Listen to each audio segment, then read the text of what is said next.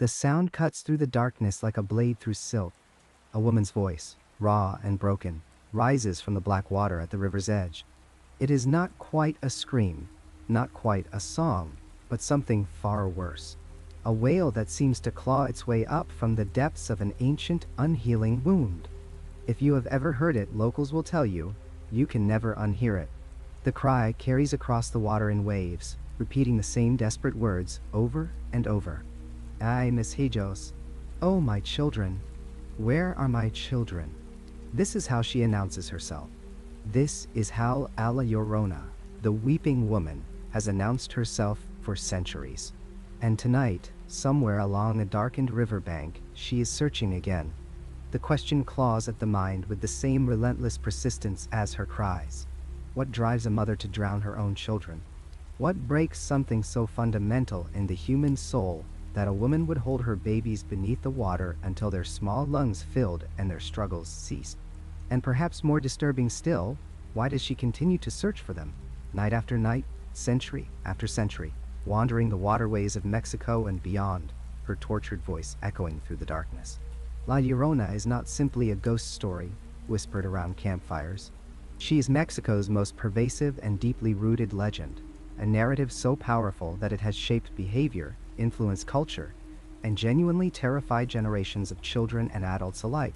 Her story threads through Mexican consciousness from the time before the Spanish conquest, when the Aztecs spoke of the goddess Cihuacotl wailing in the night, a harbinger of doom for her people.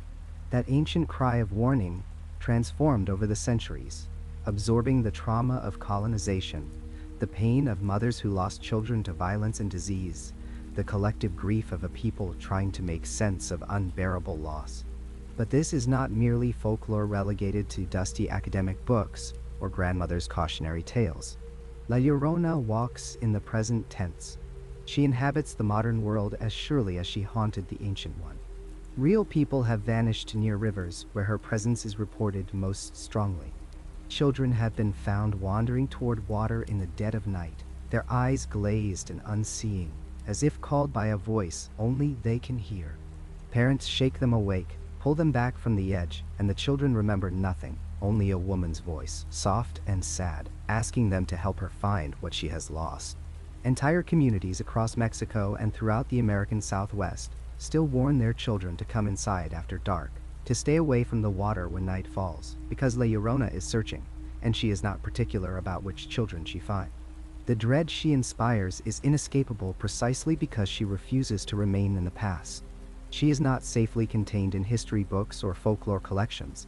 She appears in police reports, in missing person cases that defy easy explanation, in the nervous glances exchanged when someone mentions hearing a woman crying near the river last night. She exists in that terrible space where legend and lived experience blur together, where rational explanation fails and ancient fear takes root. La Llorona does not wait for you to believe in her.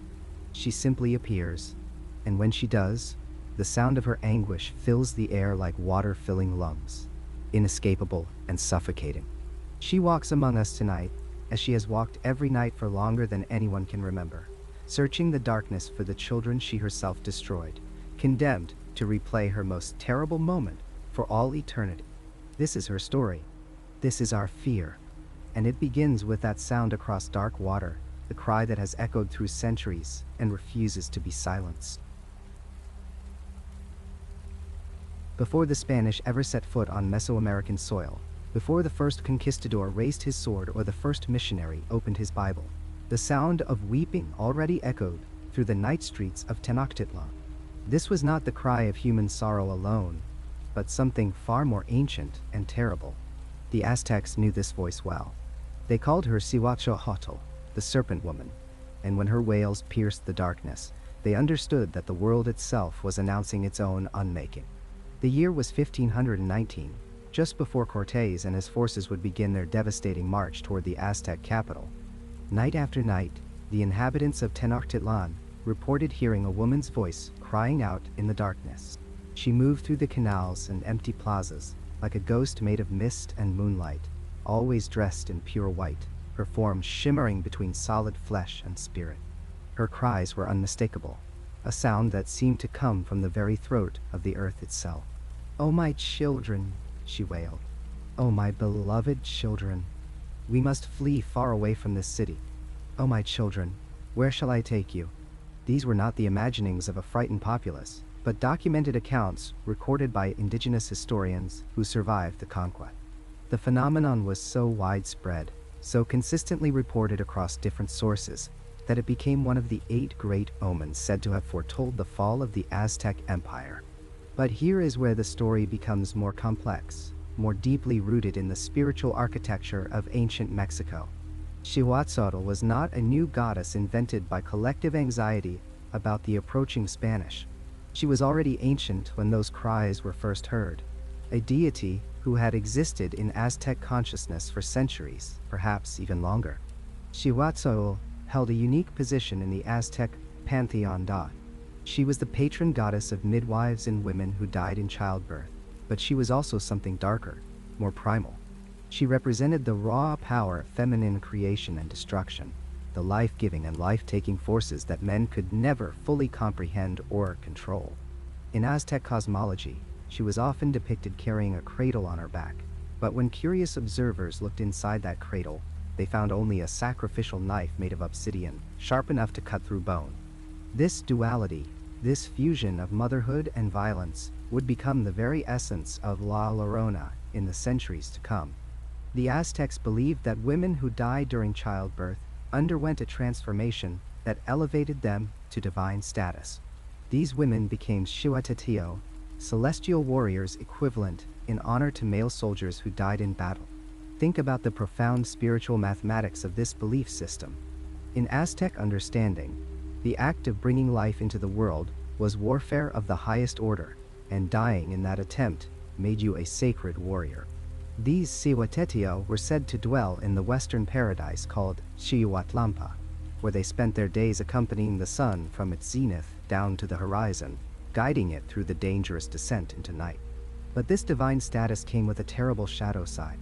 The Xihuateteo were believed to return to Earth on certain days of the Aztec calendar, specifically during crossroads in time considered dangerous and liminal. When they descended from their celestial realm, they appeared at crossroads, those in-between places where worlds intersect and boundaries blur. They were said to haunt marketplaces and temples, their faces white as chalk, their arms marked with symbols of transformation. And they came seeking children, drawn to the young with an inexplicable hunger that mixed maternal longing with something far more sinister. Parents in Tenochtitlan lived in genuine fear of these specific calendar days. They kept their children indoors, away from crossroads and public spaces. The Xihuateteo were thought to steal children or strike them with paralysis and seizures. Some accounts describe these spirits as appearing beautiful at first, drawing children toward them with soft voices and gentle gestures, only to reveal their true nature, terrifying and inhuman. The duality again, the mother who loves transformed into the force that destroys. This belief system reveals something crucial about how the archetype of the weeping child-seeking woman was already woven into the fabric of Aztec spiritual life long before European contact. The crying woman in white was not a legend imported by the Spanish. She was indigenous to this land, part of an ancient understanding about motherhood, death, and the thin boundaries between the living and the dead. When Xihuatzotl began her nightly wailing before the conquest, she was fulfilling a role the culture had already prepared for her to play. But Xihuatzotl's significance went even deeper. She was also known as the Old Goddess, the Ancient One, associated with the earth itself and with the very first woman in Aztec creation myths.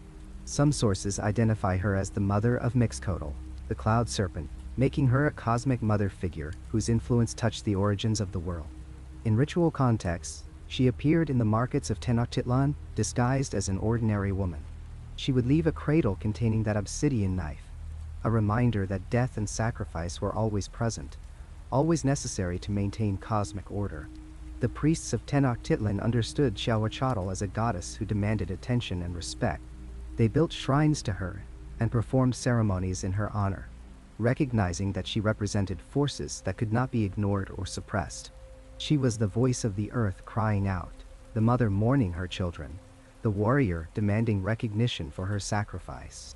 In their sophisticated theological framework, she embodied the concept that creation and destruction were inseparable, that every birth contained within it the seed of eventual death. When her wailing filled the nights before the conquest, the Aztec people recognized it as a cosmic announcement. The Mother of the Earth was mourning in advance for the children who would be lost, for the world that would be destroyed, for the civilization that would fall. Her cries were not warnings that might allow them to change their fate. They were lamentations for what was already written in the stars and stones, inevitable as the turning of the calendar wheels that governed Aztec time. This is where the true power of the legend originates, in this pre-conquest soil, rich with beliefs about divine mothers who could transform into threatening spirits, about women who died in childbirth becoming powerful warriors, about the sounds of supernatural weeping carrying messages from the god. The Spanish would bring their own stories of weeping women and ghost mothers, their own legends of La Malinche and betrayed lovers.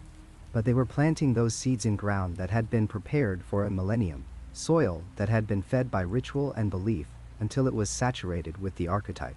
The Aztec oral tradition kept these stories alive long before anyone thought to write them down. Grandmothers told grandchildren about the Cihuateteo at crossroads. Fathers warned sons about the white woman who appeared in the night. Midwives invoked Cihuateotl's name in their ceremonies, asking for her blessing and protection. These were not dusty academic concepts, but living beliefs that shaped daily behavior, that determined which streets you walked down, and which nights you kept your children close. Understanding this foundation changes everything about how we perceive La Llorona. She is not a legend that began with colonial guilt or Spanish superstition. She is a manifestation of something far older, a spiritual presence that the indigenous people of Mexico recognized and named long before European contact. The weeping woman in white was always there, waiting at the crossroads, crying for her children, carrying within her the dual nature of creation and destruction that defined the Aztec understanding of feminine divine power. This is the bedrock upon which the legend would build itself through the centuries. Every later version of La Llorona, every regional variation and personal testimony, grows from these ancient roots. The conquistadors did not bring this legend to Mexico. They found it already here, already powerful, already woven into the deepest layers of belief. What they did was transform it, blend it with their own fears and guilts, add new chapters to an old story. But the foundation was always indigenous, always Mexican, always tied to this land, and these people who understood that some voices cry out across centuries, that some mothers never stop searching for their lost children, and that the boundaries between the living and the dead have always been more permeable than we dare to believe. Before she became a ghost story, whispered to misbehaving children, before her wail echoed through river valleys across the Americas, she was simply Maria, a woman of flesh and blood, a woman whose beauty, locals say, could stop men in their tracks. As she walked through the village plaza, her dark hair fell like a waterfall down her back, catching sunlight that seemed to exist solely to illuminate her. Her eyes held depth and intelligence, and her laugh, when it rang out, made the world feel lighter.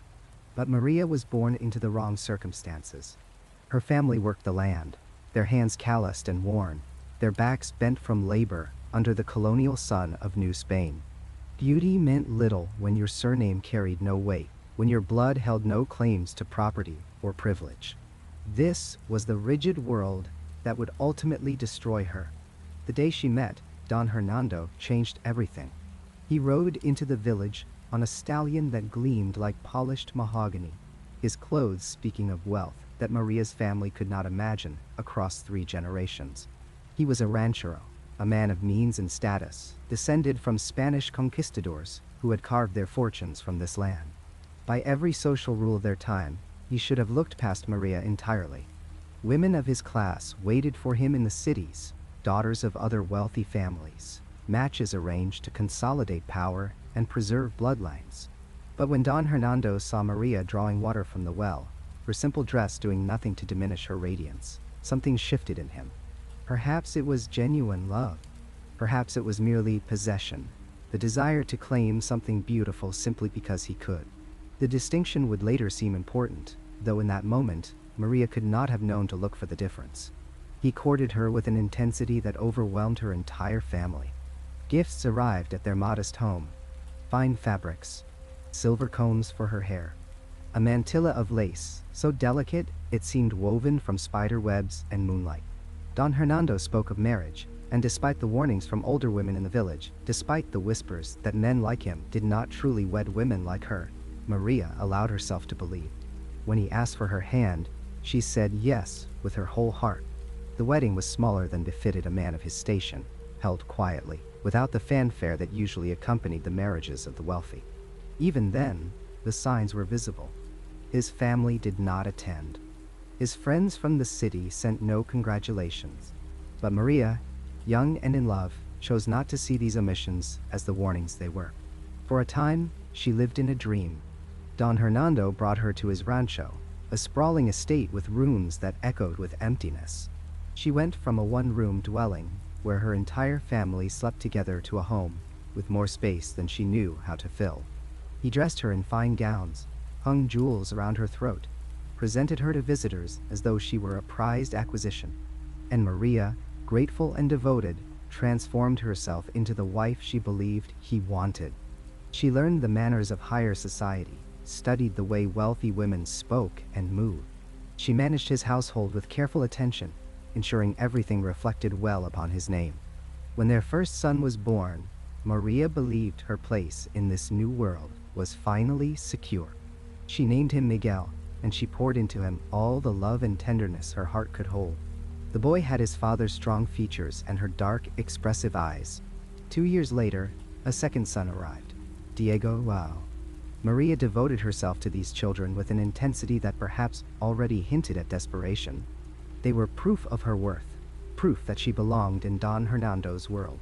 She dressed them in the finest clothes, taught them their prayers, sang them songs from her own childhood, mixed with the lullabies of the wealthy. She watched them play in the courtyard and saw not just her sons, but her entire future, her vindication against all those who had questioned her marriage. But Don Hernando was changing.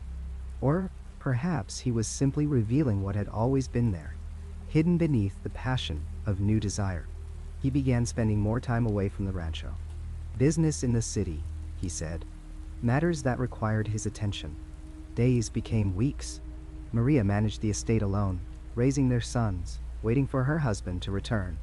When he did come home, he was different. Distant.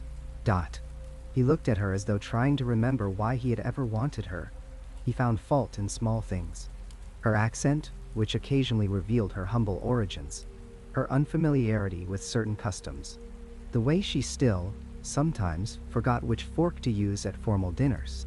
Each criticism was a small cut, and Maria bled from 1,000 such wounds. Then came the rumors, carried by servants who could not meet her eyes as they spoke. Don Hernando had been seen in the city with a woman. Not just any woman, but Doña Isabella, daughter of a wealthy merchant family, a woman whose breeding and connections matched his own. Maria refused to believe it at first. She dismissed the gossip as the cruel inventions of jealous tongues. But the truth has a weight that eventually becomes impossible to deny. When Don Hernando returned from one of his extended absences, Maria confronted him. She demanded to know if he had been unfaithful, if he had dishonored their vows, if he had forgotten the family they had built together. He did not even have the decency to lie. Yes, he told her, with a coldness that felt like winter settling into her bone. He had been courting Doña Isabella. He intended to marry her, properly this time, with the blessing of both families and the approval of society. "But you are already married," Maria said, her voice breaking. To me. You are married to me." He looked at her then with something close to pity, and it was worse than hatred would have been. "Their marriage," he explained as though speaking to a child, "had been a mistake. A youthful indiscretion. It could be set aside, annulled, erased as though it had never been. Men of his position had done such things before. The church could be persuaded. Documents could be arranged. Maria and the children would be provided for, given a small house somewhere, an allowance to live quietly. He was not, he assured her, a cruel man. He would not leave them destitute." The words landed like blows. Everything she had built, everything she had believed about her life, shattered in that moment. She was to be erased, reduced to an embarrassment, hidden away with evidence of an inconvenient past. And her sons, her beautiful boys, would grow up bearing the whisper of illegitimacy, forever marked by their mother's insufficient bloodline. The rage that rose in Maria was like nothing she had ever felt. It consumed thought and reason, burned away everything except a need to hurt him as deeply as he had hurt her. If she could not have the life he had promised, then he would not have the future he planned. If her children would never be acknowledged as his rightful heirs, then he would have no heirs at all. What happened that night by the river has been told and retold, until it has taken on the quality of myth. But beneath the legend lies an actual tragedy. Maria took Miguel and Diego, her sons who trusted her absolutely, down to the river under cover of darkness. Some versions say she told them they were going on an adventure. Others claim she said nothing at all, her face a mask they could not read. The river ran deep and cold, fed by mountain streams, its current strong enough to pull away anything that entered it. Whether she hesitated, whether she looked into their faces and felt a moment of doubt, no one can say.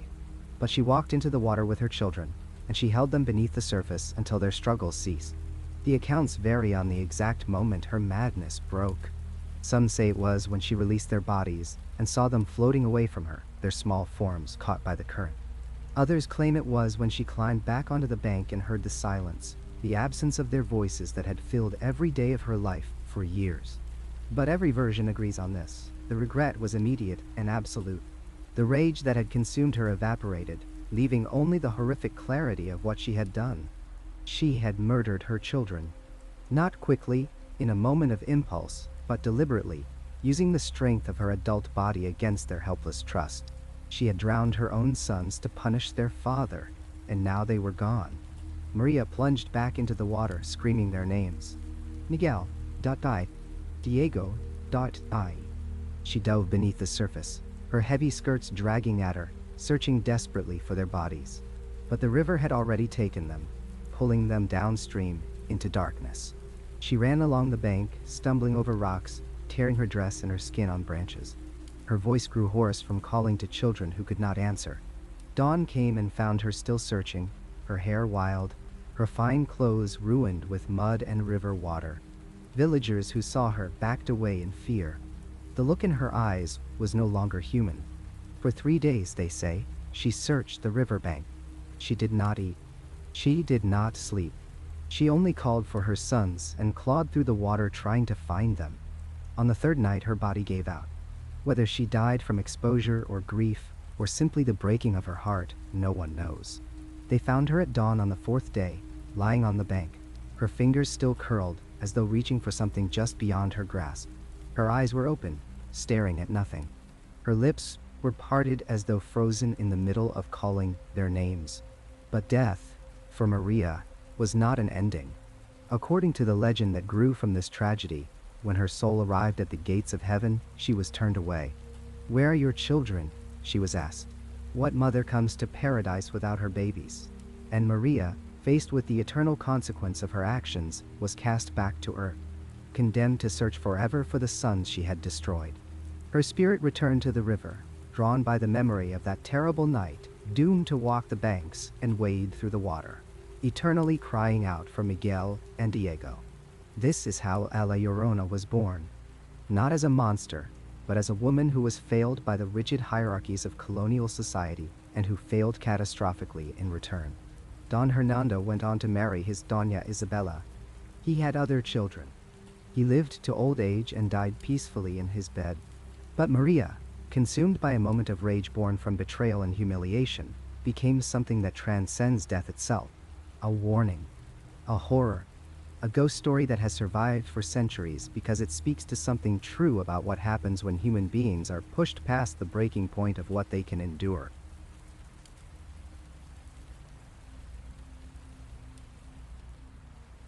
The canals of Xochimilco cut through the southern reaches of Mexico City, like veins of black water, remnants of an ancient world that once sprawled across the Valley of Mexico. Here, where the Aztecs cultivated their floating gardens centuries ago, the boundary between past and present grows thin after dark. The brightly painted Trajanera boats that ferry tourists through the waterways during daylight hours bob silently at their moorings once the sun goes down. And the boatmen who navigate these channels know better than to venture into certain routes when darkness falls. Ricardo Morales has operated a trajinera for 32 years, inheriting the business from his father, who inherited it from his father before him. His boat, painted in traditional yellows and reds with the name Santa Maria arched across the canopy, usually carries groups of revelers and families through the most popular stretches of the canal system. But Ricardo refuses, absolutely refuses, to take passengers past the turn near the old Dolores Cemetery after 6 in the evening.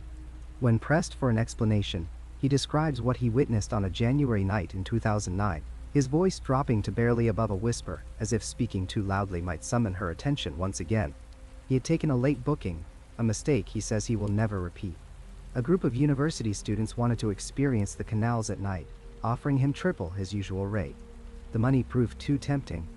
As his pole pushed the flat-bottomed boat through water that reflected no stars, a fog began rolling across the surface, unusual for that time of year. The temperature dropped so suddenly that his passengers stopped their chatter, pulling jackets tighter around their shoulders. Then Ricardo saw her, standing on the bank near a cluster of ahuhori trees, their roots disappearing into the dark water. She wore white, a dress that seemed to glow faintly in the darkness, and her hair hung wet down her back despite the absence of rain.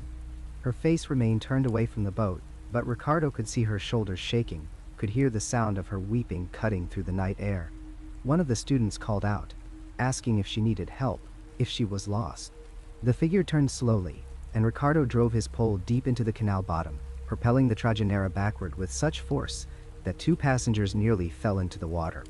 Where her face should have been, he saw only darkness, a void that seemed to pull at his vision. And then she screamed. The wail that erupted from that white figure came from everywhere and nowhere, reverberating off the water, seeming to originate from beneath the boat itself, from the sky above, from inside Ricardo's own chest. It carried such profound anguish, such bottomless grief, that 2 of the students began crying without understanding why.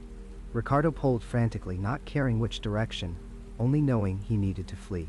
When he finally looked back, the bank was empty, but the sound of weeping followed them for another 15 minutes, growing fainter, but never quite disappearing. Ricardo is far from alone in his encounters. The legends of La Llorona, the weeping woman, permeate Mexican folklore from border to border, but Xochimilco holds a particular concentration of modern sightings, as if the ancient waterways serve as a magnet for her restless spirit.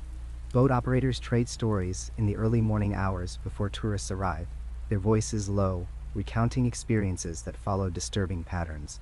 She appears most frequently between midnight and 4 in the morning, always near water, always dressed in white or pale colors, always with hair that hangs wet and heavy. Her manifestations come suddenly, without the gradual materialization that ghost stories often describe. One moment the bank or bridge is empty, the next she stands there, as solid and real as any living person, until she vanishes with equal abruptness. Miguel Sanchez, who has worked the canals for 19 years, describes finding her standing in water up to her waist in 2015, her arms outstretched as if reaching for something just beyond her grasp. Her lips moved constantly, and though Miguel could hear no words over the distance, he knew with absolute certainty that she was calling for children, searching for the babies she drowned in the madness of her grief.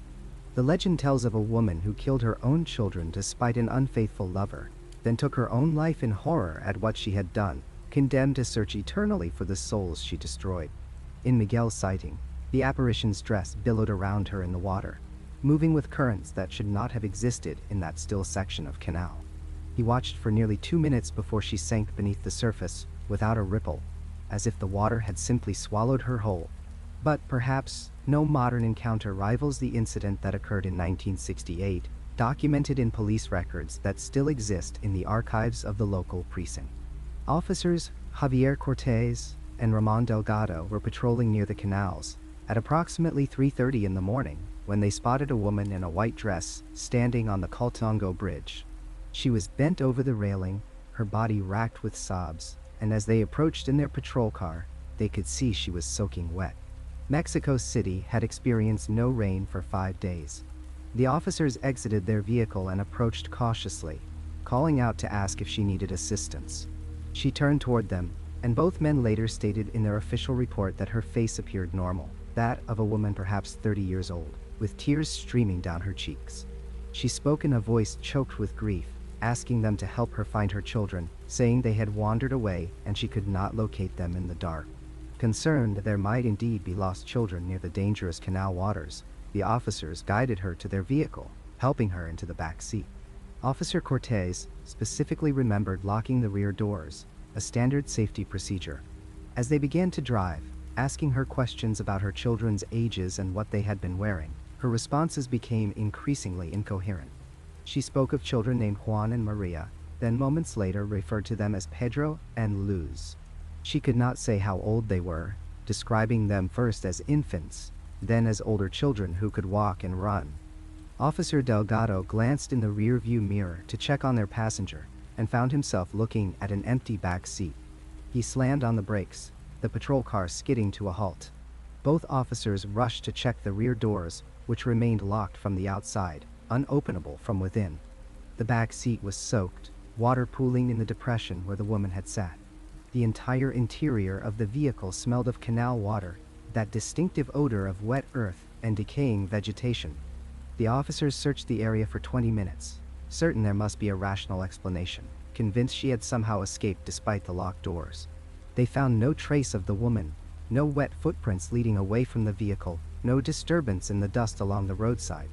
What they did find, when they returned to the precinct at dawn, was that the back seat remained wet for 3 days, despite all attempts to dry it, and the smell of river water lingered in that patrol car for the remainder of its service life. Officers Cortez and Delgado both requested transfers shortly after the incident, unwilling to patrol near the canals after dark. The phenomenon extends beyond adult witnesses. Parents living near the canals report disturbing incidents involving their children, events that follow patterns too consistent to dismiss as coincidence. In 2012, a 6-year-old girl named Anna was found standing at the edge of the canal behind her family's home at 2 a.m, her nightgown soaked to the knees, despite never having entered the water. Her parents discovered her only because their dog's frantic barking woke the household. Anna had no memory of leaving her bed, no recollection of how she came to be outside, but she told her frightened parents that a sad lady had been singing to her, calling her to come play in the water. The experience repeated itself 3 nights later, and only after her parents installed locks high on the doors, well beyond Anna's reach, did the sleepwalking cease. Similar accounts emerge with disturbing frequency. In 2017, a young boy was discovered by a late-night fisherman, standing waist-deep in the canal, his eyes open but unseeing, apparently asleep despite the cold water. When roused, he spoke of a woman in white who had promised to help him find lost toys if he would only follow her into the water. In 2003, multiple families reported their children attempting to leave their homes in the middle of the night, all describing a woman's voice calling them, promising them sweets or toys or the companionship of other children if they would only come to the water's edge. The boatmen have developed their own protective rituals and unbreakable rules. They avoid the stretch of canal near the Island of the Dolls, that infamous place where thousands of deteriorating dolls hang from trees, placed there by a man who claimed the spirit of a drowned girl demanded their presence. They refuse to pull through the narrowest channels after sunset, where the ahuejote trees form tunnels of darkness over the water. They will not approach the banks near the old chinampas, the ancient floating gardens where the vegetation grows so thick that anything could hide in the shadows beyond the reach of their lantern. Tourists who have ventured onto the canals during late evening tours, lured by promises of authentic ghost hunting experiences, often leave shaken. The Trejinera boats drift through water that becomes impossibly black once sunlight fades, reflecting none of the ambient light from the distant city. Fog rises from the surface, even on warm nights, curling around the boats' painted hulls, muffling sound and limiting visibility to mere meters. The floating gardens that seem charming and rustic during the day transform into masses of shadow, their edges uncertain, vegetation rustling with movements that might be wind, or might be something else entirely.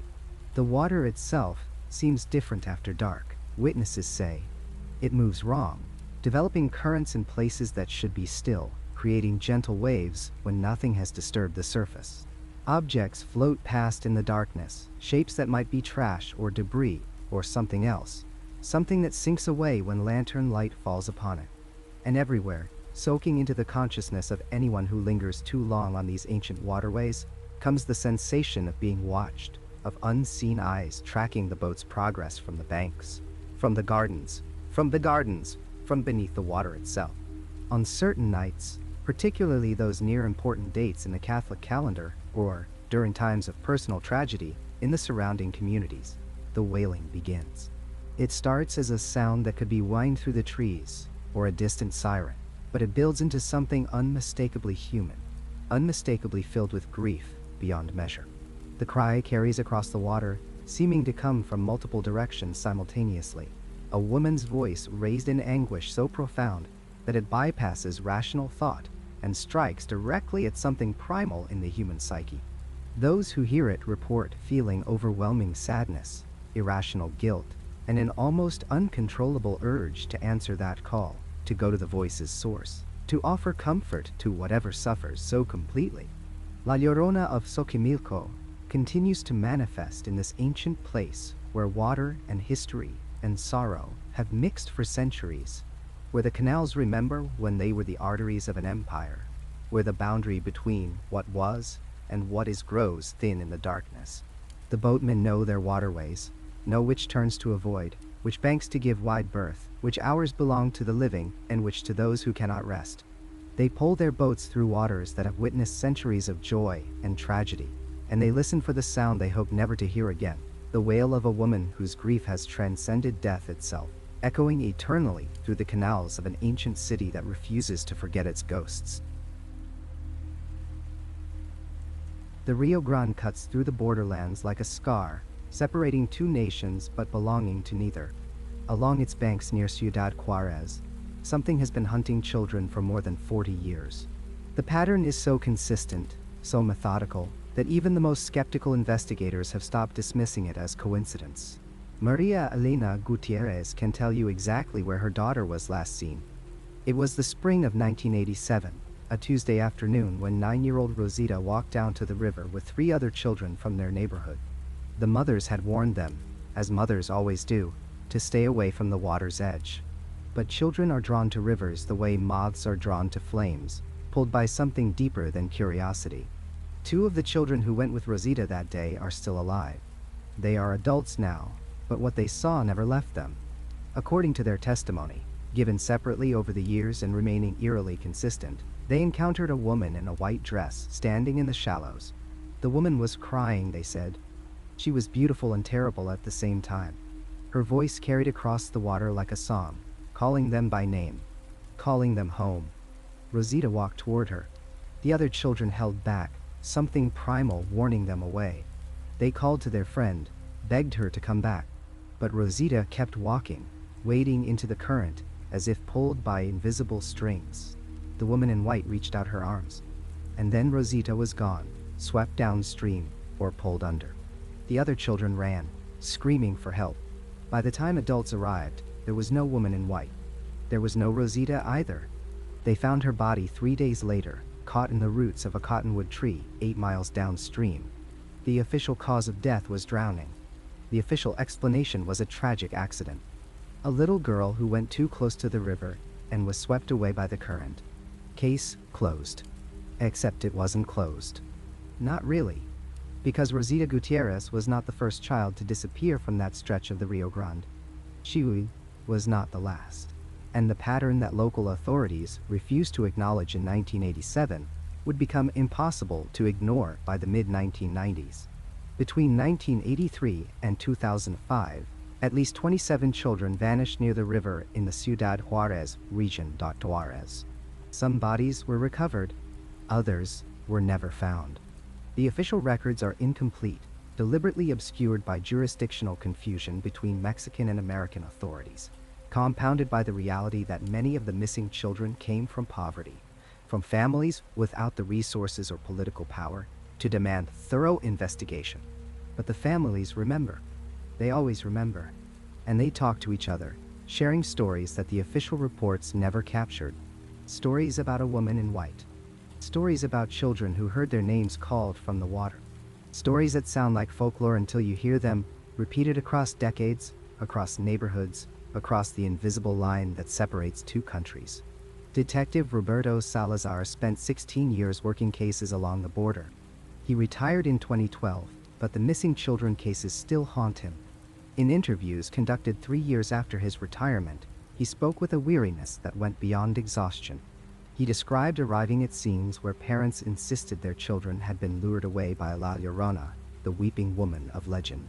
Early in his career, he dismissed these claims as grief-stricken families grasping for supernatural explanations rather than facing harsh realities about river safety or worse possibilities. But patterns emerged that troubled him. Multiple witnesses at different times describing similar figures. Children found in locations where the current should not have carried them. And most disturbing, the timing. Disappearances clustered around certain stretches of the river, certain times of year. Spring and early summer, when the water runs higher. Twilight hours, when shadows grow long. Salazar began documenting something the official reports would not. He interviewed survivors. Children who claimed they heard a woman calling them, who felt compelled to approach the water, who only escaped because a parent or sibling physically restrained them. These accounts were never included in case files because they seemed too folkloric, too influenced by the legend everyone in the region knew by heart. But what if that was precisely the point? Salazar came to suspect something darker than supernatural forces at work. What if predators were using the legend as camouflage? What if human evil had learned to hide behind folklore, knowing that witnesses who reported seeing La Llorona would be dismissed as superstitious? The theory gained horrible credibility when, in 2001, 3 men were arrested attempting to abduct 2 children near the river. One of the men was wearing a white dress. They had been using the legend deliberately, appearing at dusk near the water, targeting children who wandered too close. When questioned, they admitted this was not their first attempt. They knew the power of the story. They knew parents would explain away their children's warnings as nightmares about La Llorona. They knew the legend made perfect cover. How many other predators had discovered the same thing? How many children had been taken not by ghosts, but by men who understood that folklore could be weaponized? The question becomes even darker when you consider the borderlands themselves. Ciudad Juarez has been a focal point for human trafficking for decades. Children are commodities here, moved across borders, disappeared into networks that span continents. The chaos of the region, the jurisdictional confusion, the poverty and desperation, all create perfect conditions for predators. Carmen Rodriguez lost her son Miguel in 1993. He was 7 years old, walking home from school along a route that paralleled the river. 3 witnesses saw a woman in a long white dress talking to Miguel near the water. By the time his mother realized he had not come home, he was gone. His body was found 2 weeks later, not in the river, but in a drainage canal 15 miles away. The autopsy revealed he had been held somewhere for days before he died. This was not a drowning. This was not an accident. But the police report still mentioned La Llorona because witnesses had mentioned her. The legend became part of the official record, even as evidence suggested something far more human and calculated. Throughout the late 1990s and early 2000s, as violence escalated in Ciudad Juarez and the femicide crisis drew international attention, the missing children remained a footnote. Hundreds of women were being murdered, their bodies dumped in the desert. The world was watching that horror. Fewer people paid attention to the children vanishing near the river, explained away by folklore and accident reports. Some investigators believe that was deliberate. That trafficking networks exploited both the legend and the chaos to move children through the region. La Llorona became the perfect scapegoat, a supernatural explanation that prevented hard questions about institutional failures, about networks of predators, about how many people must have looked the other way. Father Ignacio Morales has served parishes along the border for 30 years. He has blessed the bodies of children pulled from the river. He has counseled families who lost sons and daughters to violence disguised as legend.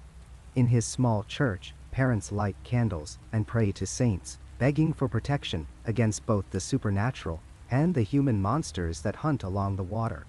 He does not know if La Llorona is real, but he knows evil is. He has seen it wearing too many faces, hiding behind too many excuses. Whether the woman in white is a ghost, or a man in a dress, or a legend that predators deliberately invoke, the result is the same. Children die. Families are destroyed, and the river keeps flowing, indifferent to the suffering on its banks. There are moments, Father Morales admits, when the distinction between folklore and reality becomes meaningless. When a mother clutches a photograph of her missing child and whispers about hearing La Llorona's cries the night before her daughter vanished. Does it matter whether the weeping woman is supernatural or simply the oldest trick predators know? The grief is real. The evil is real. The small bodies washed up on the riverbank are heartbreakingly, undeniably real. Recent years have seen increased cooperation between American and Mexican authorities, better tracking systems for missing children, more resources dedicated to investigating patterns rather than isolated incidents. The number of disappearances has decreased, though families will tell you that any number above 0 is too many. But the legend persists, because legends always do. Parents still warn their children about La Llorona. Children still dare each other to approach the river at dusk.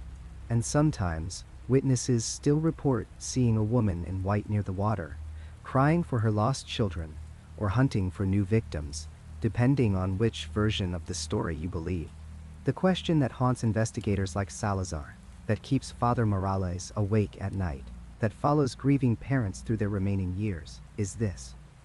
How much real evil has hidden behind that legend? How many predators have donned white dresses and used folklore as camouflage? How many children heard those cries not from a ghost, but from someone who knew exactly how to exploit the story everyone believed? And perhaps most disturbing, does it matter? Whether the woman in white is supernatural or human, whether she is one entity or many predators wearing the same disguise, whether she is real or legend or something that exists in the space between, the result remains constant. Children vanish near the water. Small bodies are found downstream. And the Rio Grande continues its eternal journey toward the sea, carrying secrets in its current that may never fully surface. The borderlands remember. The families remember. And somewhere along that river, in the space where two nations meet and legends become indistinguishable from reality, something continues to hunt. Call it what you will. The children who never came home have no name for it anymore. They can only testify through their absence, through the empty chairs at dinner tables, through the prayers whispered in darkened churches, through the terrible possibility that the monsters we fear most are not the ones from folklore, but the ones who learn to dress like them. The woman appeared at the edge of Interstate 10, just west of San Antonio, on a humid August night in 1986. She wore a flowing white gown that seemed to catch every fragment of light from passing headlights, and her hair hung long and dark against the pale fabric. 7 different motorists called the police that night, each reporting the same impossible sight. A woman walking directly into traffic, arms outstretched, her face twisted in anguish. 2 fender benders and 1 serious collision occurred as drivers swerved to avoid her.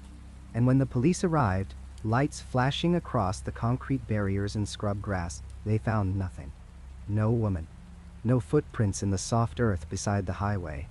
No explanation for why multiple witnesses, traveling in different directions at different times, had all seen the exact same figure in white. The officers filed their reports with the careful language of professionals who know better than to write what they truly suspect. Possible intoxicated pedestrian, they wrote, unable to locate at scene. But among themselves, especially among those who had grown up in San Antonio's Hispanic neighborhoods, a different name circulated. La Llorona, the weeping woman. She had crossed another border, and this time, it was not just a river, but an entire cultural boundary, following the migration of the people who kept her story alive in whispered warnings to their children. The legend of La Llorona is older than the border itself, older than the nations that now divide the land where her story was born. In Mexican folklore, she is the ghost of a woman who drowned her own children in a moment of rage or despair, the details shifting depending on who tells the tale. Some say she was a peasant woman abandoned by a Spanish nobleman. Others claim she was an Aztec goddess, transformed by the trauma of the conquest. But all versions agree on what came after. Consumed by guilt and grief, she drowned herself in the same waters where her children died, and now she wanders the riverbanks for eternity, weeping and searching for the souls she destroyed. Her cry, "Ay mis hijos," echoes across the water. Oh, my children. For generations, this story lived primarily south of the Rio Grande, a cautionary tale told to keep children away from dangerous waters and home before dark. But as families migrated north throughout the 20th century, bringing their language and food and music and memories, they also brought their ghosts. And La Llorona, it seems, followed them to their new homes, adapting to landscapes that bore little resemblance to the moonlit rivers and pueblo villages of her origin. San Antonio became one of her most persistent new haunts. The city sits at the intersection of cultures, a place where Spanish missions still stand and modern highways cut through neighborhoods where grandmothers speak the same warnings their own grandmothers whispered. San Pedro Creek, which flows through the heart of the city, became associated with La Llorona sightings almost as soon as Hispanic families settled along its banks. The creek is not grand or dramatic. In many places, it is barely more than a trickle, confined to concrete channels and culverts, passing beneath streets and parking lots. But water calls to water, and where water flows, witnesses claim La Llorona walked. Maria Gonzalez grew up in the neighborhoods near San Pedro Creek in the 1970s. She remembers her mother's warnings with perfect clarity. My mother would tell us that if we heard a woman crying near the creek at night, we should run home immediately and never look back, Maria recalls. She said La Llorona was looking for children to replace the ones she lost, and if you heard her cry, she was already close. If you saw her, it was too late. Maria and her siblings took these warnings seriously, not as quaint folklore but as genuine spiritual danger, as real as traffic or strangers or any other threat their mother might caution them against. These warnings persist in Hispanic families throughout Texas today. Rosa Hernandez, a teacher in San Antonio, tells her own children about La Llorona, just as her grandmother told her. It is part of who we are, she explains. The story teaches respect for life and for water and for the consequences of our choices. But it is also just true. I have never seen her, thank God, but I know people who have. I believe them. Nimrazats, Nadala. What makes the San Antonio manifestations particularly striking is how La Llorona has adapted to an urban environment that seems fundamentally incompatible with her traditional riverside haunting grounds. The city's drainage systems, retention ponds, and concrete flood channels have become her new territory. Witnesses report seeing her near the drainage ditches that carry runoff through industrial areas. She appears beside retention ponds in suburban developments, places that did not exist when the legend first took shape. The Alamotum area, a thoroughly modern district of sports venues and parking structures, has generated multiple reports over the past 3 decades. In 1993, a security guard working the overnight shift near the Alamotum reported hearing a woman's wailing cries coming from a drainage culvert. He investigated with his flashlight, thinking someone might be injured or in distress. As he approached the concrete opening, the crying grew louder, more anguished, echoing off the walls.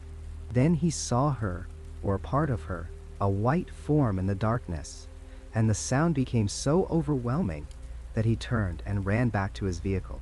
He quit the job the next day. When interviewed later by a local newspaper doing a Halloween feature, he was adamant. "I do not care if people think I am crazy. I know what I heard. I know what I saw. That was not a living woman." Audio recordings allegedly capturing La Llorona's cries have surfaced from various locations around San Antonio.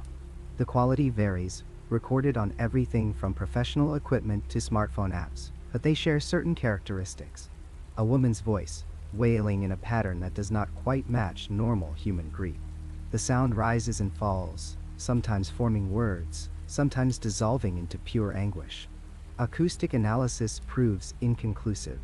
Some experts suggest the sounds could be weighing through culverts or the calls of certain night birds distorted by concrete channels. Others note anomalies they cannot easily explain, frequencies and patterns that do not match known natural sources. What adds a compelling dimension to the modern sightings is the increasing number of reports from people with no prior knowledge of the La Llorona legend. These witnesses are often non-Hispanic Americans who encounter the weeping woman without any cultural framework to interpret the experience. Their descriptions, given independently and often years apart, match the traditional accounts with eerie consistency. James Morrison, An engineer from Ohio who relocated to San Antonio in 2004 had never heard of La Llorona when he saw a woman in a white gown standing beside a retention pond near his apartment complex one evening. I thought maybe she was in some kind of distress, or maybe sleepwalking, he explains. I called out to ask if she needed help.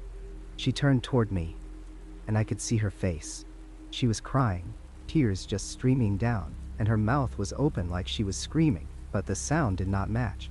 It was louder than it should have been, coming from everywhere at once. I backed up to my car and got inside, and when I looked again, she was gone. Just gone. Morrison mentioned the incident to a coworker the next day, describing it as a weird experience, maybe someone playing a prank. His coworker, a third-generation San Antonio native, went pale. He asked me to describe exactly what I saw, where I saw it, what I heard. Then he told me about La Llorona. I got chills, actual chills, because I described something I did not know existed. How do you explain that? This pattern repeats across numerous testimonies. The detail that appears most frequently is the disconnect between the visual and auditory experience. Witnesses report that the woman's mouth moves in one way while the sound seems to emanate from all around them, not from her body specifically. The crying echoes off concrete, multiplies in drainage tunnels, becomes omnidirectional and disorienting. Several witnesses described feeling paralyzed, not by fear but by the sound itself, as though the wailing physically prevented movement. The question of how a legend migrates is more complex than simple storytelling. Yes, families carry their tales from one place to another, teaching their children the same warnings they learn. But numerous witnesses with no connection to Hispanic culture or folklore report experiences that align precisely with those traditional stories. This suggests something beyond cultural transmission.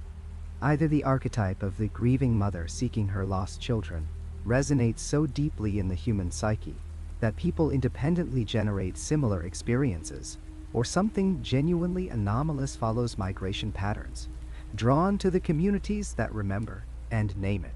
Dr. Elena Vargas, a folklorist at the University of Texas at San Antonio, has studied La Llorona narratives for over 20 years. She notes that the legend serves multiple functions simultaneously.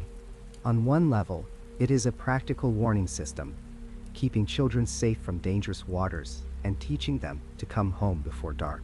On another level, it processes cultural trauma, the violence and loss embedded in colonial history. But the persistence of the phenomenon, especially in new environments and among people outside the traditional culture, that suggests we may be dealing with something that exists independent of the stories we tell about it. The urban adaptation is particularly fascinating from an anthropological perspective. Traditional haunting narratives are tied to specific landscapes, ancient buildings, battlefields, crossroads, natural features with long histories. But La Llorona has seamlessly transitioned to hunting grounds that are aggressively modern and mundane. She appears in places that are entirely human-made, constructed within living memory, devoid of any historical significance beyond their function. A drainage ditch, built in 1995, holds no tragic history, no accumulated layers of memory and meaning. Yet witnesses report her presence there as readily as beside creeks that have flowed for thousands of years. This suggests that water itself, regardless of context or container, serves as the anchor. The concrete channels and retention ponds of modern San Antonio are still water, still capable of reflecting moonlight, still moving through the landscape in patterns that echo older flows. If La Llorona is drawn to water as the site of her eternal grief and searching, then perhaps any water will do. The spirit, if that is what she is, cares nothing for aesthetics or history. Water is water, whether it flows between limestone banks or through engineered culverts beneath a parking lot. The children of San Antonio still grow up hearing her name. In Hispanic households, the warnings continue unbroken, passed from generation to generation with the same serious tone, the same insistence that this is not merely a story, but a genuine danger. And now, increasingly, non-Hispanic families who have lived in the city long enough begin to share the warnings too, not as borrowed folklore, but as practical advice based on their own unnerving experiences or those of their neighbor. La Llorona has become a genuinely multicultural phenomenon in the American Southwest, no longer confined to the communities that carried her north, but expanding into the wider population. She is a shared ghost now, belonging to everyone who hears that wailing cry beside the water and feels their blood run cold, with recognition of something ancient and inconsolable, something that followed the people she knew into a new land and found that grief, at least, translates perfectly across any border. The security camera clicked on automatically at 11:47 on the night of August 13, 2019. Motion detected. Santiago River, Guadalajara, ... What it recorded would become the most analyzed piece of evidence in the entire history of La Llorona sightings. A 7-minute and 32-second sequence that has yet to be explained by any conventional means. The Santiago River is not a place of beauty anymore. Once a vital waterway that sustained communities for centuries, it has become one of the most polluted rivers in all of Mexico, perhaps in all of North America. Industrial waste, agricultural runoff, untreated sewage, they all pour into its dark waters day after day, transforming what should be a source of life into a channel of death. The smell alone is enough to keep people away. Residents describe it as overwhelming. A chemical stench mixed with decay that burns the nostrils and clings to clothing. The water itself runs in shades of black and gray, sometimes forming foam that piles up along the banks like diseased snow. Nothing lives in that water anymore. No fish, no plants, nothing. Rafael Moreno worked as a night security guard at an industrial facility along the river's edge. His shift started at 10 in the evening and ended at 6 in the morning, 5 nights a week, protecting equipment and property in a zone where most people refused to go after dark. Rafael was 53 years old, a former police officer who had seen his share of disturbing things during his career. He was not a man who scared easily, not someone prone to supernatural beliefs or flights of imagination. His co-workers described him as steady, reliable, even skeptical when others told stories about strange occurrences near the river. The facility where Rafael worked had 12 security cameras positioned around the perimeter. Most faced the buildings and parking areas, but camera 7 pointed toward the riverbank, installed after some equipment had been dumped illegally in the water the previous year. The camera was a newer model, equipped with both video and audio recording capabilities, infrared sensors for night vision, and motion-activated recording to save storage space. It captured high-definition footage with timestamps accurate to the second. Rafael was in the security office when the motion alert appeared on his monitor screen. Camera 7. He glanced at the feed, expecting to see a stray dog or maybe someone illegally dumping trash, both common occurrences despite the posted signs. Instead, he saw something that made him lean closer to the screen, his coffee cup frozen halfway to his lips. There was a figure on the riverbank. Even in the infrared footage, he could see it clearly. White, luminous, almost, moving slowly along the contaminated shore. The shape suggested a woman in a long dress or gown that seemed to drift around her body as she moved, though there was no wind that night. Rafael checked the other camera feeds. The trees near the facility were perfectly still. The air was motionless, heavy with the river's toxic humidity. Then the sound began. At first, Rafael thought there was something wrong with the audio feed, some kind of interference or malfunction. It was a wailing, a crying that seemed to rise and fall in waves of anguish.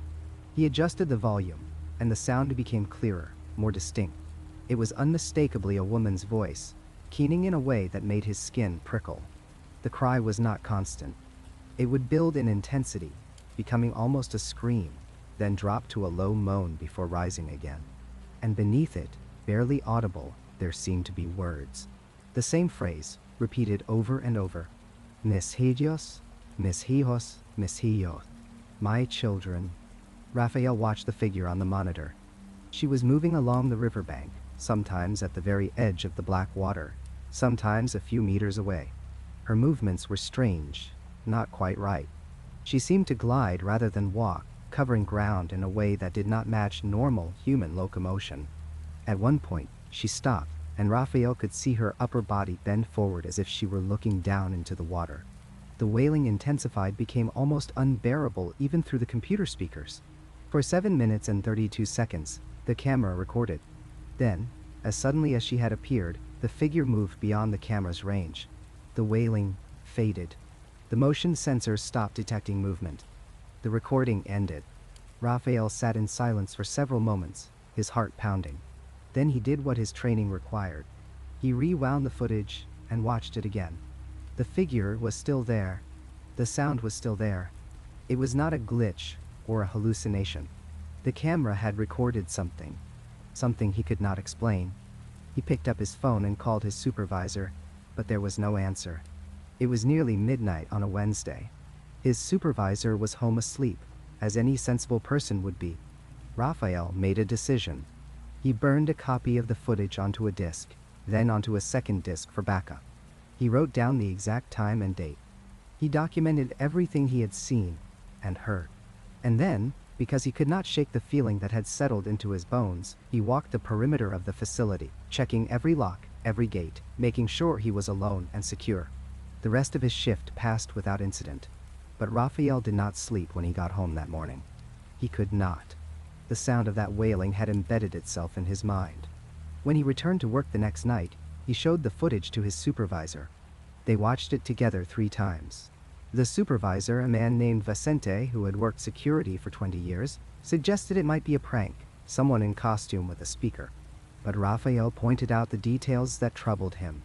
The way the figure moved. The fact that the facility was surrounded by high fences and locked gates, all of which had remained secure. The motion sensors on the other cameras had detected nothing approaching or leaving the area. And most disturbing of all, the sound analysis software, built into the security system, could not identify the source of the wailing. It registered it as vocal, as human, but the frequency patterns were anomalous. Raphael quit his job the following day. He gave no notice, simply called and said he would not be returning. When pressed for a reason, he told Vicente he could not work near that river anymore, could not spend his nights watching those camera feeds knowing what might appear. The footage did not stay secret for long. Someone at the security company made a copy before the files were archived. That copy found its way to a local journalist, who published a story about the strange recording from the Santiago River. The video went viral on social media throughout Mexico and beyond. Within weeks, millions of people had watched the white figure moving along that poisoned riverbank. Audio specialists from the Universidad de Guadalajara analyzed the recording at the request of a documentary filmmaker who had become obsessed with the footage. Dr. Carmen Velasco, who had spent 15 years studying acoustic patterns and sound identification, examined the wailing captured on camera 7. Her conclusions were unsettling. The sound was definitely vocal, definitely produced by some form of biological source, but it did not match any known animal species in the region. It was not a coyote, not a mountain lion, not any bird or combination of birds. The frequency patterns were human-like, but not quite human. There were harmonic layers in the sound that should not exist in a single voice, as if multiple sources were producing the wailing simultaneously.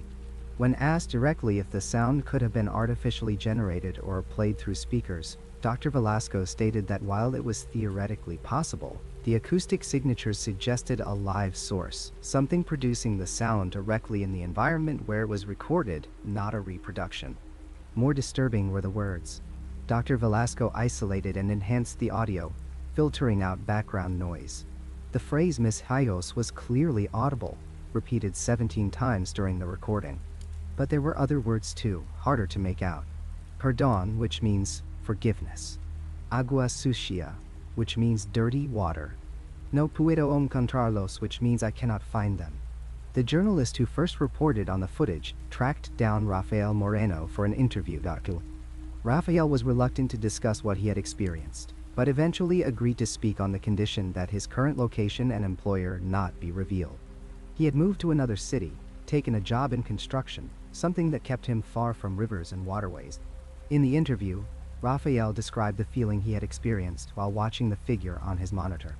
It was not just fear, he said, though there was certainly fear. It was overwhelming sadness, grief, so profound it felt like a physical weight. He found himself crying as he watched, tears running down his face, though he did not understand why. The sound of the wailing reached inside him, he said, and pulled out something he did not know was there. When asked if he believed he had seen La Llorona, Raphael was quiet for a long moment. Then he said he did not know what he had seen, but he knew it was not natural, not anything that belonged in the world of the living. The journalist also interviewed residents who lived near the Santiago River, people who had spent their entire lives in communities along its banks. Their testimonies added another layer to the mystery. Many claimed they had heard the wailing themselves over the years, especially in recent decades as the pollution had worsened. An elderly woman named Senora Gutierrez said her grandmother used to tell stories about hearing a crying woman near the river when the water was still clean, back in the 1940s. But it was occasional, maybe once or twice a year.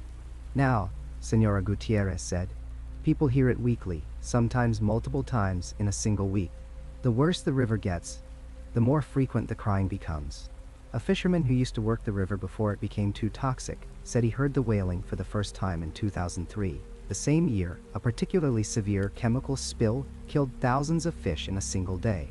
He was on the riverbank at dawn, surveying the damage, when he heard a woman crying somewhere in the morning mist. He could not see anyone, but the sound was unmistakable. Since then, he said, the crying has become part of the river's voice, as constant as the stench, as persistent as the foam on the black water. Some locals believe the increase in sightings and sounds is directly connected to the environmental destruction.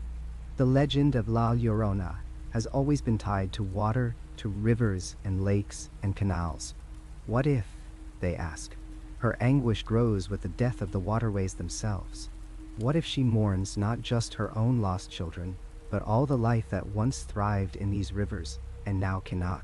It is a compelling theory, one that transforms La Llorona from a simple ghost story into something more complex, a manifestation of ecological grief, a spirit that embodies the collective guilt of environmental destruction. The 2019 recording is not the only evidence. Other videos have emerged over the years, though none as clear or as extensively analyzed. In 2016, a teenager filming a school project near a canal in Mexico City captured audio of wailing that lasted nearly 4 minutes. The video shows nothing unusual, just dark water and concrete banks. But the sound is there, unmistakable and unexplained. In 2021, a traffic camera in Puebla recorded what appears to be a white figure crossing a bridge over the Atoyac River at 3 in the morning. The figure is visible for only 11 seconds, but its movement is strange, too fluid, too fast. Enhancement of the footage reveals what might be long hair and flowing clothing, but the resolution is too low for certainty.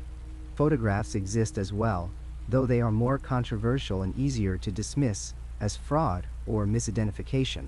Still, there are images that defy easy explanation.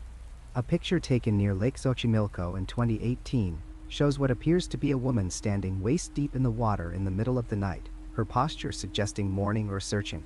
The photographer, a biology student conducting a survey of nocturnal wildlife, insists the figure was not there when he looked with his own eyes, only appearing when he reviewed his camera's infrared shots.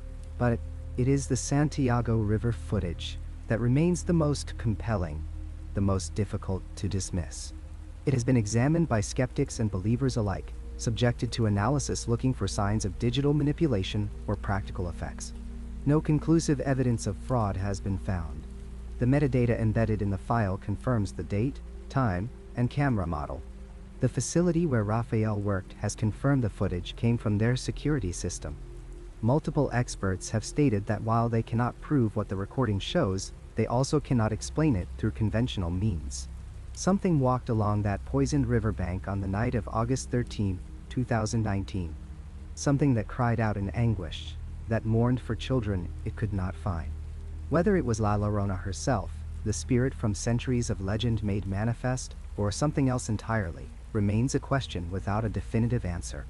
But the evidence exists. The recording exists. The testimony exists. And along the waterways of Mexico, in the dark hours when the living sleep, the crying continues.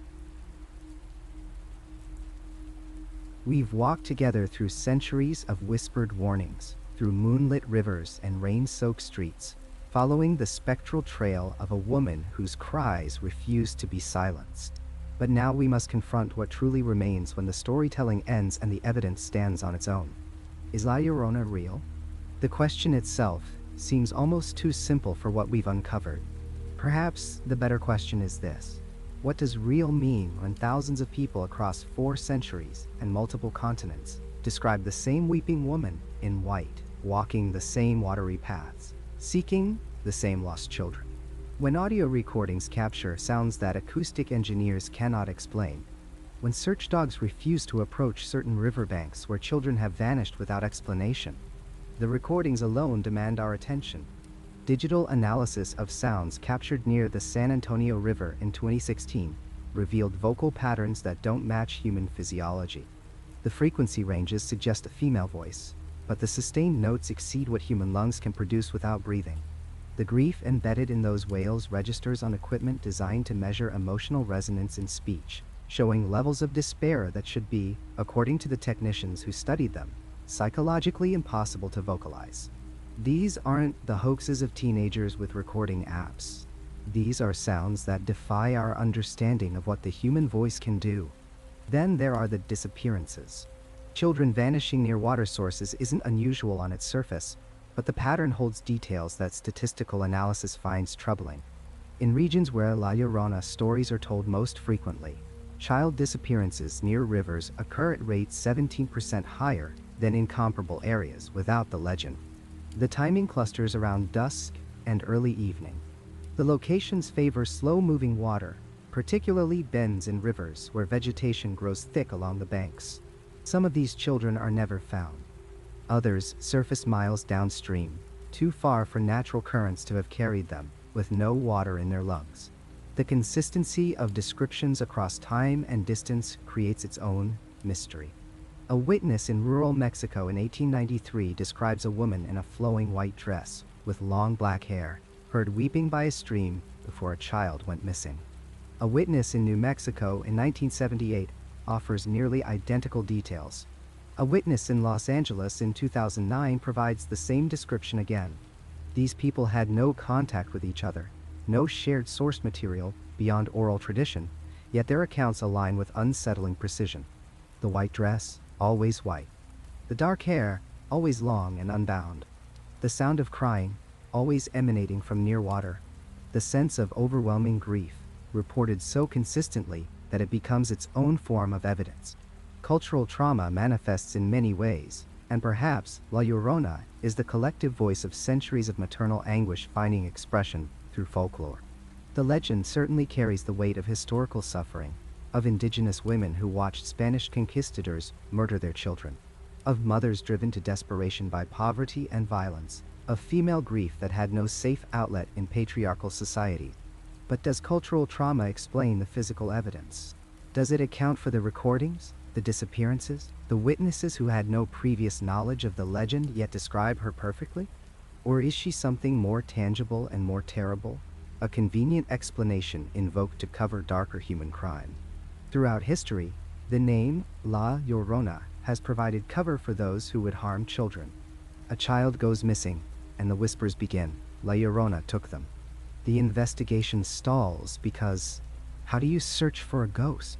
In some cases, decades later, human predators have been revealed as the true culprits, men who understood that a supernatural explanation would divert suspicion. The legend, in these instances, becomes an accomplice to evil. Yet this explanation, too, fails to account for everything we've encountered. It doesn't explain the witnesses who see her but lose no children. It doesn't explain the recordings captured in places where no crime occurred. It doesn't explain why pets and animals react with terror to certain riverbanks when nothing visible appears to humans. Dogs that will swim happily in most water refuse to approach specific bends in specific rivers, hackles raised, whining with fear. Horses balk at crossing certain streams after dark. Animals respond to stimuli we cannot perceive, and their consistent reactions suggest something present beyond human invention or criminal manipulation. The legend persists because mothers still use her name. In homes across the Americas, parents warn children away from water's edge by invoking La Llorona. The tactic works because children sense the genuine fear beneath the warning. Their mothers and grandmothers aren't simply reciting folklore. They're passing down survival information encoded in supernatural terms. Stay away from the river. After dark becomes La Llorona will take you, and children obey. The legend functions as a protective mechanism, keeping children safe from drowning, from predators both human and animal, from the genuine dangers that water represents. And people still hear the crying.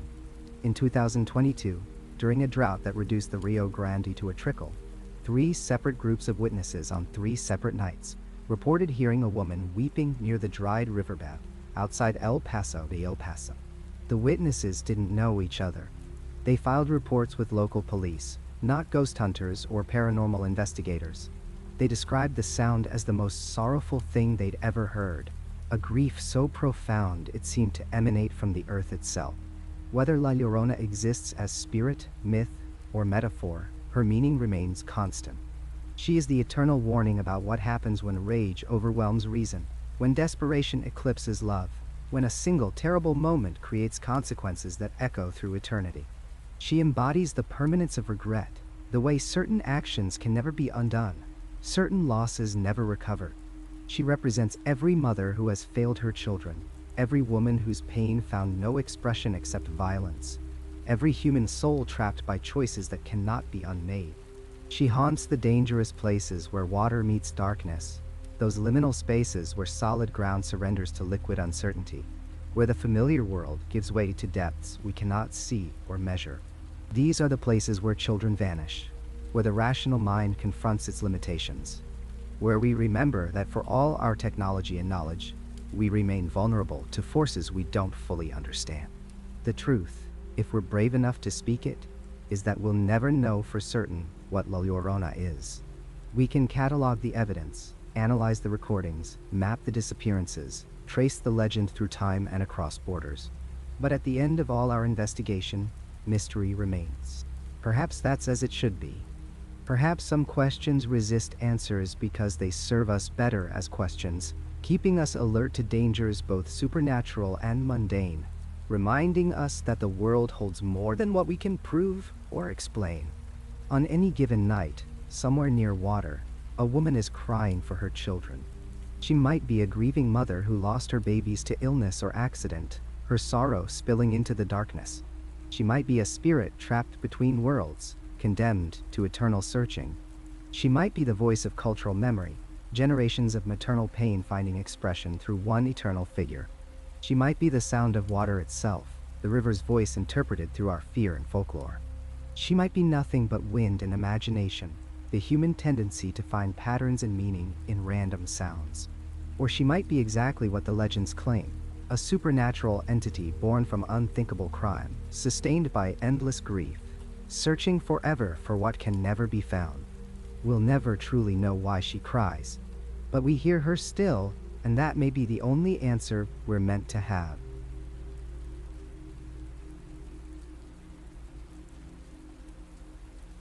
That's where this journey ends for tonight. If you made it all the way here, subscribe and hit the bell for more long-form stories like this. Check out the videos on screen for more right now.